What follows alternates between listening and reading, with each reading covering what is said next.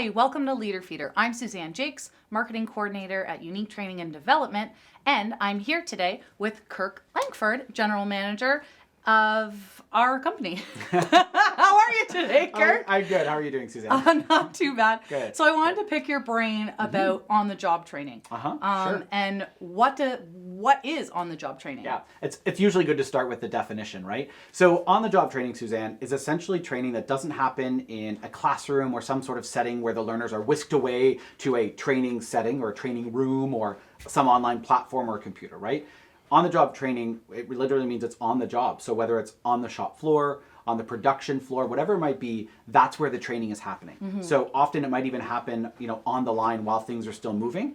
That's the idea behind on-the-job training. No being whisked away or anything. We're doing it right on site. Right. So how would that actually affect learners on the floor if they're on the production line trying to learn? Would that slow things down? Like how is that gonna help production, or that's how's a it good gonna question. make things work? It's neat that you mentioned will it slow things down, because I think in fact in a lot of scenarios on-the-job training speeds things up. And what I mean by that is if you have a number of people on the production line or on the floor, generally speaking, you can only take so many of them off the floor at a given time because you have to keep production going. Right? So if you have to take away half of your workforce because there's a training seminar or a training session, how do you keep the production line going? That can be really challenging for supervisors and for an organization in general.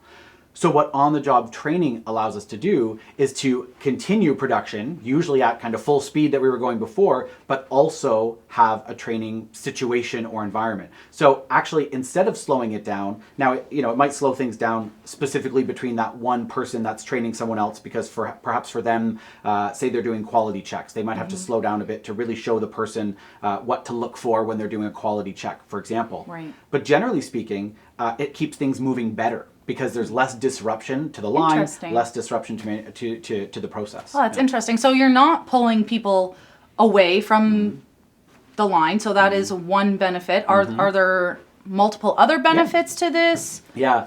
There are one of the other, I think, big benefits. So as you know, obviously you work here, we do leadership training in manufacturing.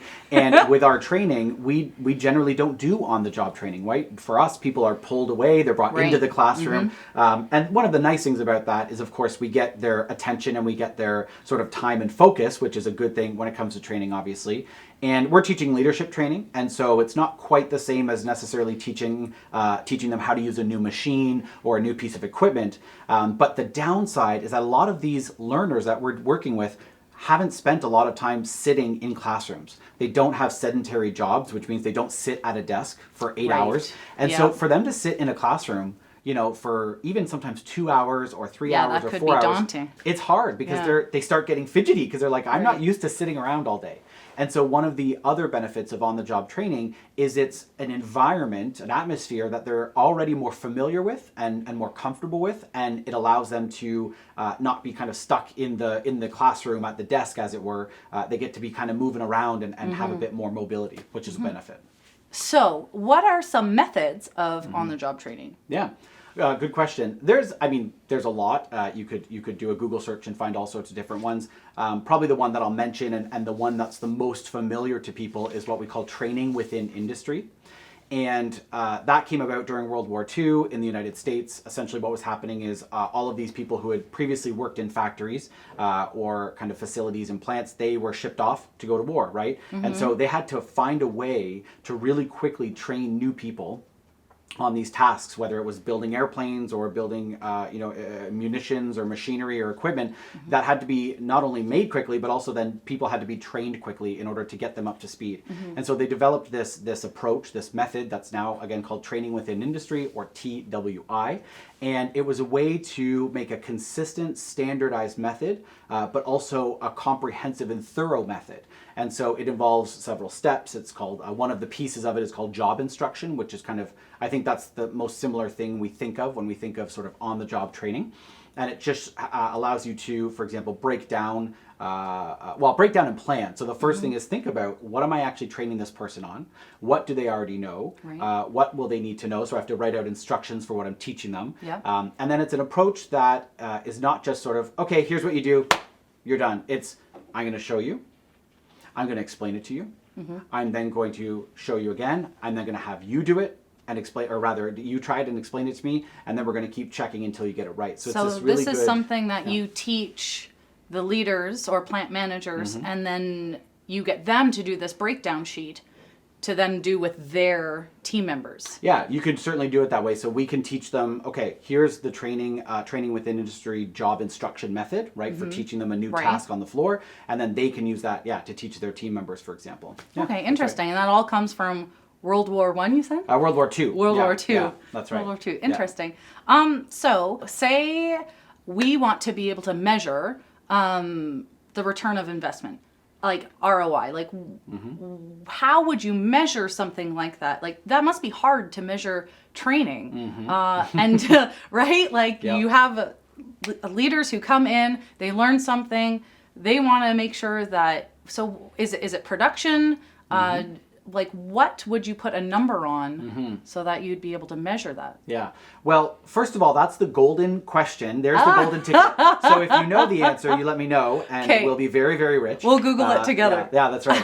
No, I mean there are certain ways to measure it. Like anything with training, it can be difficult to actually measure what specific ROI did this particular training method or this new initiative bring to us, right? Because say for example, I'll move a little bit away from on-the-job training for a minute, and say you did something on conflict management. First, you'd have to have a sense of how much money is conflict costing our company to begin with before you can really measure how much better the company is doing that return on investment now that we've trained our people on conflict management, right?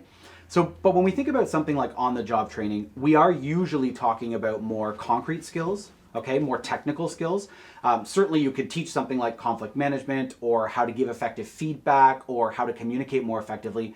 You can certainly teach those in an on-the-job setting, but it's not the typical thing we're doing when we do on-the-job training, okay? So one of the ways, for example, or let me give you an example of how you could measure the ROI. If you're noticing that before you were pulling people off the line had to be stopped in order to train them on this new machine or on this new piece of equipment. If you move to an on-the-job training method where production doesn't have to stop, then right away part of your ROI calculation would be, okay, before we were stopped for an hour or 2 hours or 6 hours, now we're not stopped at all. So already part of the return on investment is how much were we able to create and produce because we didn't have to shut down the line at all. Right. So that's just one example of where you could say there's definite ROI, a measurable ROI.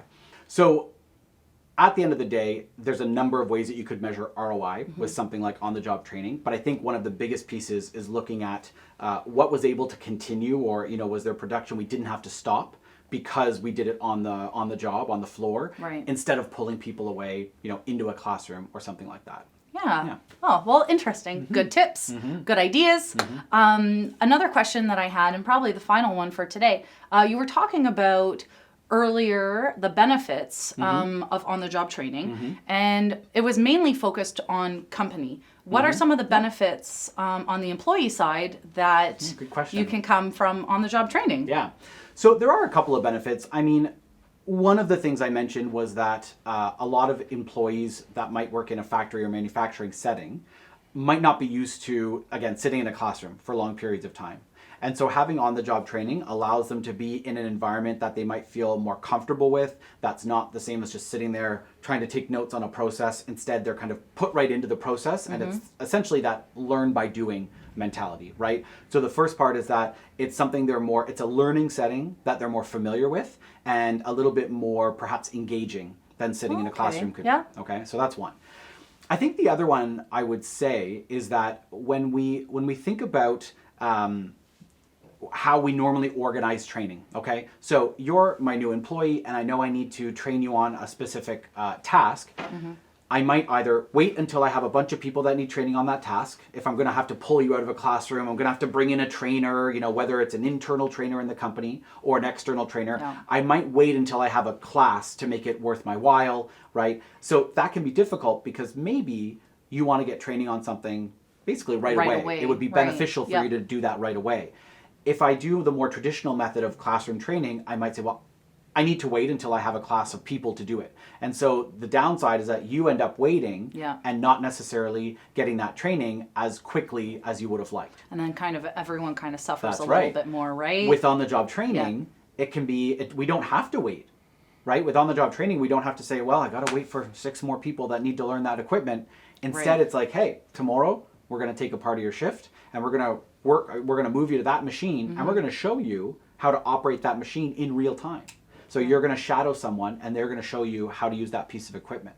So you're not waiting days or weeks or months like you might have to in a more traditional learning setting. Right, yeah. So on-the-job training provides us with that ability to do it right in the moment. And as an employee, you're not left kind of feeling like, oh, how long am I going to have to wait to learn this new skill or work on this new ability.